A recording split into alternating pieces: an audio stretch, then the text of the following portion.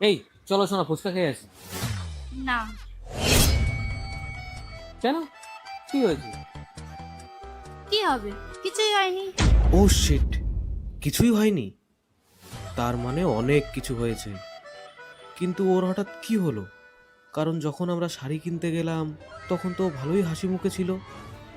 ও যা চেয়েছে আমি ওকে তাই কিনে দিয়েছি। হ্যাঁ, তারপর আমরা গেলাম সোনার দোকানে।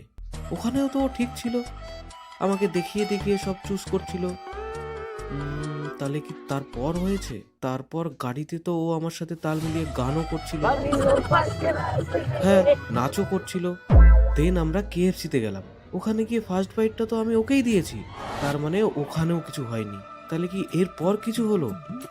হ্যাঁ, এবার বুঝলাম। পাশের যে স্টোরটা আছে না, ওর দোকানে। হ্যাঁ বল। আরে তোকে কতবার বলেছি যে প্রফেশনাল এডিট করতে জানো গেলে তো জান, প্রিমিয়ার প্রো কালকে ইউজ রাতে করতে না হবে। আমি একটা শপ। কি ভুলভাল জিনিস ইয়ে করিস, মানে প্রভাবে তো। ওর স্বপ্ন নিয়ে কিছু আমাকে বলছিল, আর আমি সেটা ইগনোর করে দিয়েছি।